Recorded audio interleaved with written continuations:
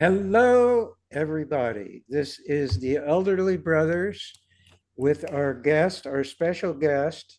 I'm going to do our typical intro. Our credentials are I'm 83 years old. Ardy over there is, 9-0. and Frank Congemi is joining us today, and he is, About to become 73 years young. all right. All So right, you're a you kid though. qualify. Let me I, a I have kid. to say, your brother didn't tell me you were 90 years old, but with all due respect, you look fucking great. He's chugging I hope along I pretty hope good. when I'm 90, I look half as good as you. Well, I haven't done anything to work on it much, but I know I look okay. Some things aren't working as well as they used to. Well, they told me down at the trapeze club that you haven't missed a beat, so I'm just assuming that, you're fine. You're in the trapeze club?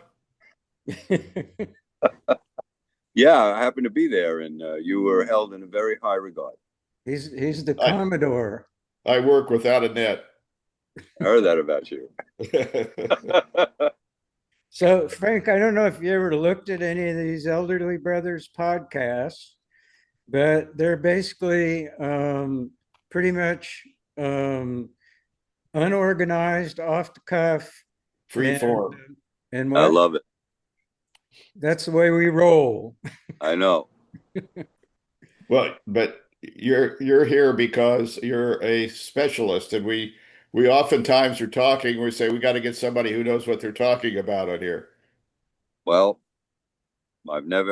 that's the first time they've called me a specialist. Well, you're a I professional. am, I am criminally and civilly responsible for whatever comes out of my mouth. So just Okay. let it roll. All right. Aren't Well, we? Aren't we all, or not? I guess we're not Yeah. all. Well, listen, I'm probably one of the few people who got kicked off Fox. So it must be something good. well, so anyway, we want you to give us your expertise in the financial world to help the people that are watching, and we'll see this when they turn it on in 25 years, and they'll wonder what the hell are they talking about? Yes. Well, can't remember the guy's name. He was on, he had a show on Newsmax, and in the middle of his show, he quit and just walked off the air. So I'll say that, if I'm going to speak in my professional capacity, which has been a registered investment advisor for now 40 years, um, I don't have a driving record. I don't have what's called a CRD record. I don't have a criminal record. I don't have any record actually for 40 years doing this. We haven't lost anybody's money, nobody's complaint, nobody sued us.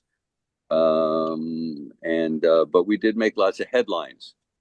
Of course, if you want to reflect on that, we can walk Well, down why memory. don't why don't you why don't you tell us your thought, give us your thoughts on what's going on in the market right now. Well, actually, this is very timely because I had a conversation professionally with your brother. I can't just divulge in regards to his investments or his portfolio. But today, everything I told him was validated because people say, we're in a bubble, the market's too high with it. And none of that stuff matters. It doesn't really matter what people on TV say or analysts say. For that matter, it doesn't even matter what I say. However, if you're trying to value where you are in the market today and your appreciation for how much your portfolio has appreciated, you have to look at your earnings per share. I mean, the earnings per shares that are coming out justify the higher valuations. And so the market only moves higher if there are earnings. If there are no earnings, this market will turn around and go south tomorrow. So while we're not adding any new money at these levels, we're certainly looking forward to the distributions that our clients are going to get this year because their patience with all the crazy volatility we have are going to really be rewarded. This is actually going to be one of the best years that the markets has had in a very long time. That's my opinion on the market where we are today. Well, that's a good opinion. My They're I like belly buttons. I Everybody got one. I have a advisor at Baird, Yeah. and he says I was talking to him last week, and he says exactly the same thing. Uh, and so that must be throughout the industry, people are thinking alike. Well, okay. So this becomes a very crowded space. And again, what I spoke to your brother about was the fact that there is something new this time, which is definitely different than all the other times in the sense that there's large amounts moving between AI and technology in a circular motion within sectors, which doesn't really exhibit normal trading patterns or valuations. But again, it's something that's never occurred before. Now, could it be a bubble in those sectors? Could it be the same companies duplicating the amount of investments or announcing strategic contracts or relate? I mean, I don't know. But to me, that part of it stinks. So those are the things that I look at because those are where your black swans are going to be. So what would you advise somebody who is retiring today? We've had a couple of people retiring today. And again, this is going to sound horrible, but again, I spoke with your brother about this. We have a very large number of clients who's been with us for a very long time. Some of them, like Larry, my entire run, and they all have more money now than they ever had before in their lives. And we have over 300 people fully retired, taking distributions and income from their accounts and living on it for various periods of time. But um, I would say, depending on your investment return, in order to have a successful retirement, you have to be withdrawing somewhere between 4 and 6% of whatever your number is. And hopefully, what your investment return is 2 to 3 times that amount. So you need to be earning safely somewhere between 8 and 12% consistently every year. And people should call you and ask them for your advice, right? Well, people people call us all the time and ask our advice. They don't always like the advice or take the advice, for that matter, that we give them. Uh, uh, I didn't mention that I also have almost a 30-year relationship with Ed Slott, who is a CPA. You may have seen him on public broadcasting. He is the foremost expert on taxation of retirement assets and just taxation in general. We have a library of more private letter rulings from the IRS from clients than any other CPA office. And I would urge people that if they want to get questions answered or they want good research, they can go to www.irahelp.com. It's a free website that Ed maintains. He doesn't like us to give it out, but I pay him a lot of money and I've been with him a long time, so use it. And if you can't find what you're looking for, you can pose questions to the elite advisors that are on there, like myself. And sometimes I actually answer some, but there's people that will answer your question. And there you can get, instead of, my brother told me or the guy at work told me, you can get real answers with real, how should I say, substance in terms of if you have a question about taxation or when you should retire or calculators, you can get it there. What was that? IRA.com what? www.irahelp.com. Help. Okay. All right, everybody. In 2025, when you're looking at this, that won't be around anymore, so don't worry about it. But if you tune in tomorrow, you might want to look at it. There you go. And that's why you should. Well, you always got to get your questions answered. You have to get the best information that's out there. If you're like, not diligent, and I would add that, one of the reasons I have Ed, and he's not cheap to to have, I was one of my coaches on taxes because I don't do taxes, is that 2.5 minutes after the IRS makes a ruling or changes tax law, I know all about it. And so in order, when you say, ask your advice, yeah, you want to ask someone's advice, but, does every professional pay a coach or a service $1,000 a month to have the most up-to-date tax information? I doubt it. I would just tell you that most financial advisors are cheap and they don't do their continuing education, and they don't go to conferences, and they don't read, and they just play golf. I'm sorry. Oh, just a little veer off to some direction. Yeah, wherever you want to go. You've been traveling the world for like the last, what, 2, 3 years? More? So I told everybody I'm going to be 73 years old. I have new identical twin daughters, and they're 3.5 years old. And so, yes, I know. Financial advisors are a hardy group. Anyway, they're on their third passport. And reason being is Larry knows I had a scare where I was diagnosed with cancer, and I had to make a choice as to what I was going to do. So I had to take a little time off and divert my full attention to that. So you referenced to traveling.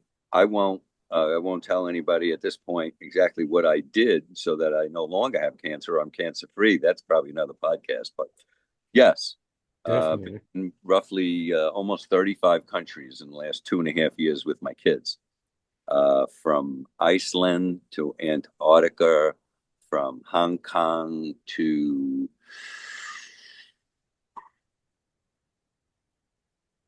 can't even remember. Didn't you go to Ushuaia, Ushuaia? Argentina.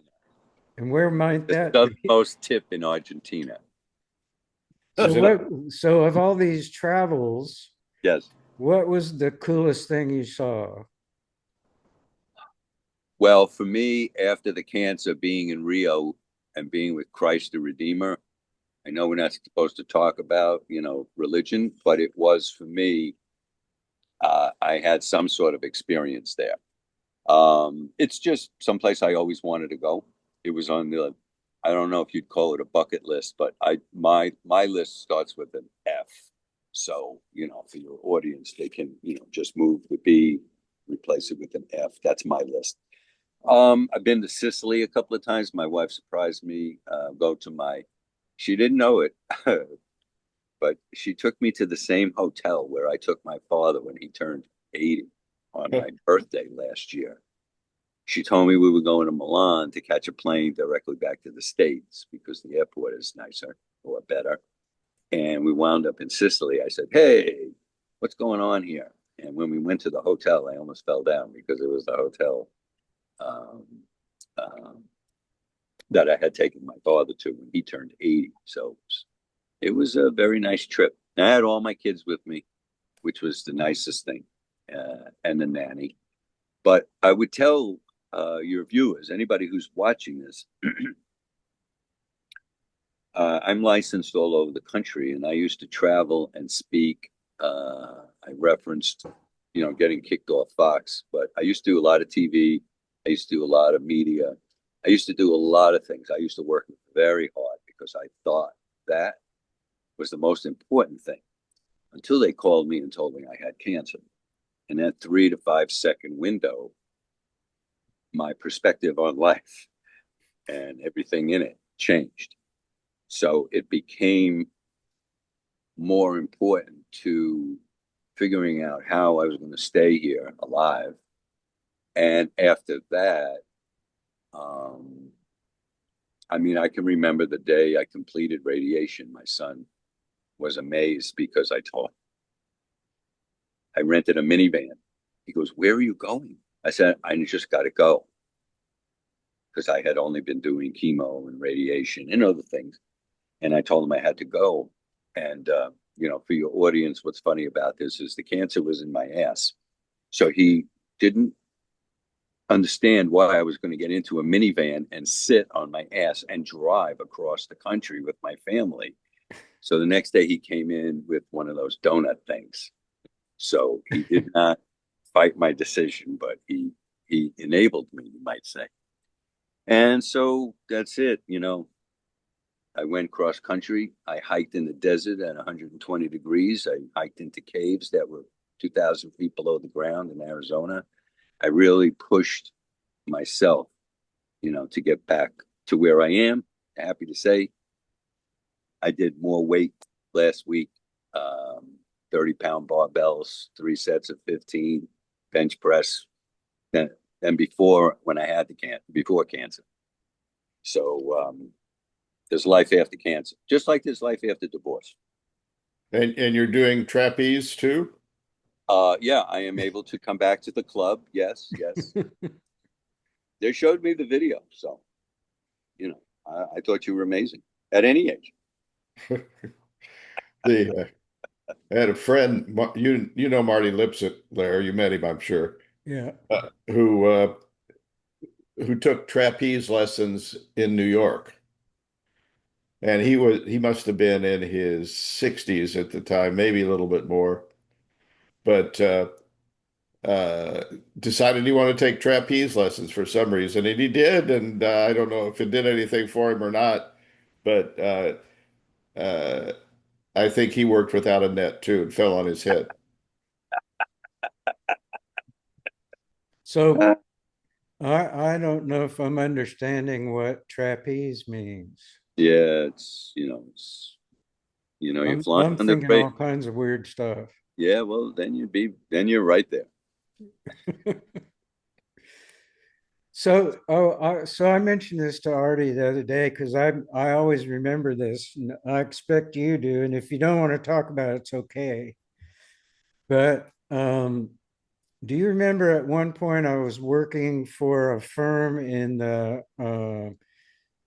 Citibank building? I think it was no, it was Bank of America on Fifth Avenue and whatever 43rd Street.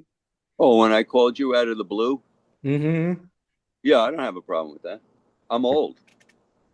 So we've been going through stuff about the fact that we both remember the same thing that happened in our lives, but completely differently. So I'm wondering what your memory of that time you called me out of the blue was. Well, what was the year, my friend? The year? Yeah. Uh, must have been 2000 maybe. So it was the year 2000, and we have technology all over the place because everybody sees terrorists coming out of the bathroom. And I was on my way to a meeting in Manhattan, and that particular day, I probably um, was carrying one of my finely crafted Sicilian stilettos. No, I think this one was a switchblade. And I get to this, might have been a Wall Street Journal or Barron's meeting or something, and I get up there and I look up and they got a metal detector. Now I knew what they were because they had them at the airport, but I never saw one at a meeting. And I just made a left turn and I said, now who the hell do I know in Midtown that I can call and give this illegal weapon to so I can't get arrested going to this meeting? So I said, oh, Larry, he works at this architecture firm. So I call him up, no metal detector at Larry's firm. Went to see Larry and I said, look, I need you to hold this for me. I got to go to a meeting. I'll be right back. He never said a word to me about it. Is this the same thing you're talking about, Larry? Yeah, almost identical. That's the way he described it to me. Oh, okay. Well, okay. So Do at least everybody's not full of shit. was My there not a metal detector in the lobby of the building or something? Yes, I couldn't get into the meeting with that whatsoever. So I had to get rid of it. And it was too expensive to throw it in the garbage can, you know. and why did you carry that? Well, I think it's more important is how, if it is so illegal, Did I have it? Why? It's not illegal to carry a knife. Well, this one is because it's not a manual knife. It's automatic. I Yes. mean, you're not cutting steak with this knife. Oh, well, no, but it'll go right through you. So anyway, that is a memory we share pretty accurately. Yes. That's a good one. Well, there you go. So, Ardy, Yeah. you just met Frank. Do you have any questions for him beyond his professional? No, not really. I don't think we're going to see much of each other in the future, which so I don't need to know too much about him personally. Mm. But I find him very congenial and nice to talk to. And he And looks good. He looks good for an old guy. For an old guy. Yeah. of course, Yeah. he's not as old as we are by a lot. Yeah. Yeah. Yeah. Did I mention my wife is 40 years my junior? No, you did not mention Oh, there you go. I think I just dropped that in there. that. So it is I believe, didn't you and your son have children about the same time? My grandson is actually a year older than my girls. But It's your own son, yeah, okay. So yeah. his My grandson's a year older than my girls. Yeah. so Yeah. that's good. I like those stats. Well, we have a lot of fun. And aside from the cancer thing, um, my advice to your listeners is if you have money, get yourself a personal trainer, go to the gym, work out, get your health in the best place you can be. So, God forbid you do get sick one day, you're in a much better place to fight from, because I think that made a difference in my ability to get past this. Because I know a lot of people, and we know a lot of people that went through a lot of kind of sickness, and some people just don't make it to the other side. They're weak, they give up, they're sick, they have multiple morbidities fighting against them, and you need to get um, into the best health that you can possibly be to protect yourself against something happening to you. You need the best vantage place to fight from. You know, that's that would be my lifelong advice. Coming That's to that's coming to even it at a late age. that's even better than your financial advice. Yes. Well, listen. Well, who knows? I think that a lot of people overthink. Like I always say, I never trusted a financial advisor that wrote a book, because I told Larry if I wrote a book, it would probably be 6 pages. There's not that much to know. It's the consistency of it that makes it an art form, and not being afraid of all these little dipsy doodles that happen. They're going to happen. There's nothing you can do about it. Can't manage your way out of it. Can't sell your way out of it. And all these guys, that's why I don't do Charles Payne's show anymore, because he wrote this book about investing, and I ripped him up one day, and that's it. No more Fox. But the idea is that you can, by owning a group of strategically placed mutual funds, outperform the market consistency with a low expense ratio and complete liquidity at all times. You remember that book? It's been a long time ago now that said market 20,000 I or have something it. that I something have of that autographed. effect. I got the 39,000. I have that autographed. Well, I didn't know there was another one. Yeah, there's so many of them. As a matter of fact, one of the guys that wrote Dow 30,000 or 39,000 was one of Trump's economic advisors in the first administration. Well, when that first book, the 20,000 was written, it seemed totally outrageous Right. because I think the market was less than 1,000 then. That's what I said to Larry yesterday. Yeah, Talk what was period. I talked about the period from 1970 to 1980 where the market stayed at 1,000, but people were able to double their money on dividends. And then also, when you look at where we were in December of 2020 at 29,000, and here we are, we're not even in December of 2025. It's not even 5 years. We've gone from 29,000 to 47,000. It seems to me historically crazy.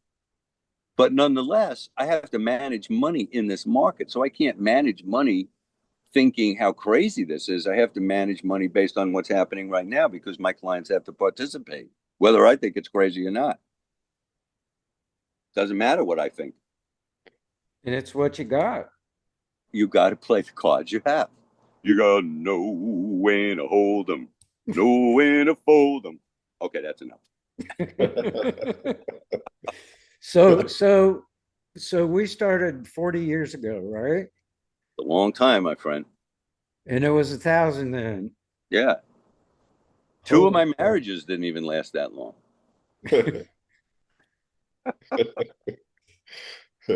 Many don't. That's okay. I got a good one now. Well, I think we've driven people away enough probably by now. Okay. So know, we're gonna fold it up. You don't have to get off. We'll just say goodbye.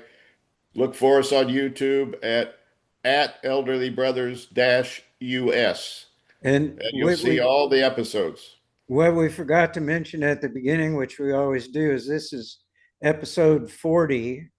And today is October 21st, 2025. So when you all look at this in 2075, you're going to wonder what the hell we're talking about. Yeah, that's true. Okay. Love you, my brother. I love you, my brother. And thank you, Frank. We really appreciate it. Nice Peace meeting out. you, Frank, Peace out, my even brothers. on TV. That's it. And You're behave yourself. more on TV than we ever have been.